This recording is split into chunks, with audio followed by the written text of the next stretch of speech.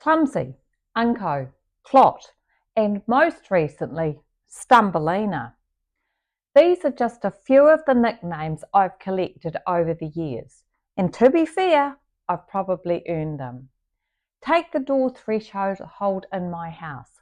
I've tripped over it not once, not twice, but at least 3 times in one day.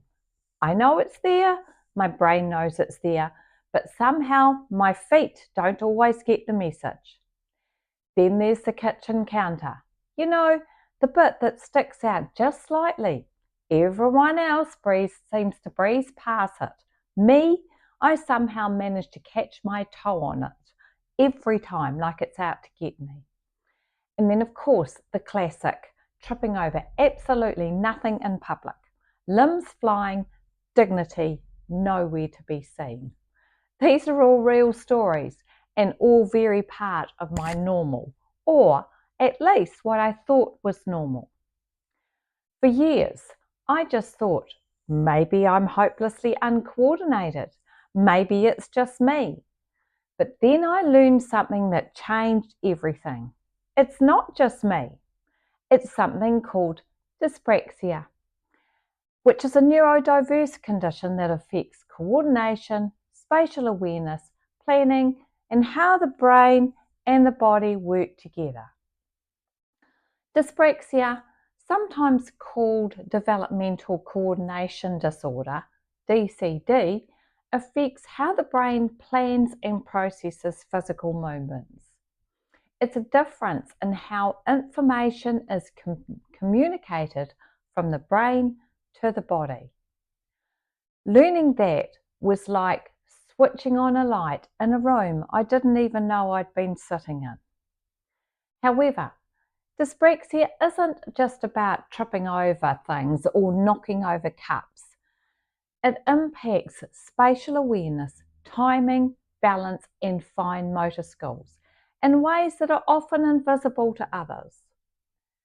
For adults with dyspraxia, everyday challenges might include struggling with organisation and time management, difficulty with navigation and finding our way around.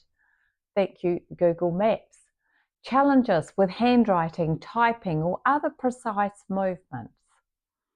Processing multiple pieces of information at once. And it doesn't just disappear after childhood. It follows you into adulthood, into workplaces, relationships, and everyday life, where the consequences can be much bigger than just a bruised knee. Here in New Zealand, dyspraxia affects approximately 5 to 6% of the population. That's about 1 in 20 Kiwis who are navigating the world just like me. Research shows that it affects 2 to 4 times more males than females in New Zealand, and surprisingly, only about 25% of dyspraxic children receive appropriate support in our schools, despite it being one of the most common neurodiverse conditions. These statistics make me wonder how many people out there are still thinking they're just naturally uncoordinated, when in reality their brains are simply wired differently. I have a colleague, intelligent, funny, incredibly capable, who struggles daily with spatial awareness. She's had several minor car accidents, not because she's careless, but because judging distances, angles, and movements is genuinely difficult for her. Parking and merging, even navigating a tight driveway, can feel like high-stakes survival missions. And each insurance claim chips away a little bit more at her confidence, not because she's not trying, because the world isn't designed for the way her brain processes movement. I understand that completely. And what's tough about dyspraxia is that people don't see the effort. They see the trip, the bump, the mistake, and often assume laziness or carelessness. However, here's the truth. Dyspraxic brains are often working overtime just to manage tasks most people take for granted. And yet, many dyspraxic individuals, out of sheer necessity, develop exceptional resilience and determination, creative thinking and problem-solving skills, empathy and emotional intelligence, and an amazing sense of humour, because sometimes you just have to laugh. I came across a quote that finally put into words what I had always felt but never knew how to say. Dyspraxic minds process before the eyes, leading to unique movement and rhythm. Kudos to Rachel Barwell, my esteemed colleague, for those life-changing words. Reading that was such a moment of validation. It reminded me that I'm not broken. My rhythm is just beautifully different, if a little bit embarrassing at times. Here's the important part. Since completing the Davis program and consistently using the tools and techniques I've learned, things have changed for me significantly. Each morning, I take the time to orient myself properly, to set my mind and body up for success before stepping into the day. When I practice this daily, my coordination improves, my focus sharpens, I move through the day with more ease and much less frustration.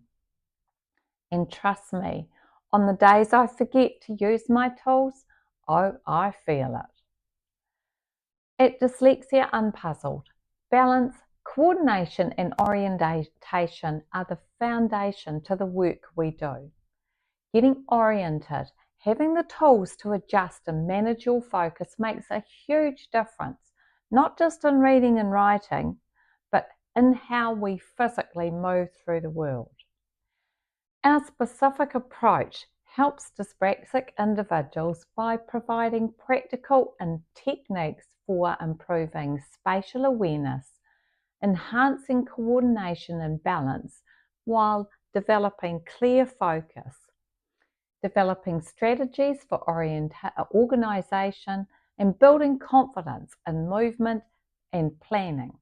It's life-changing for me and for so many of my clients. So if you've ever felt like you've moved through life a little differently, if you're constantly bumping, bruising, fumbling, and wondering, why am I like this? You're not alone. I'm with you, and you're not broken. There's a name for it, and there's a way to work with it, not against it. I'd love to hear your stories. Drop a comment below, whether it's a funny fall, a frustrating experience, or a moment of recognition. And if this video resonated with you, please like it, subscribe it, and share.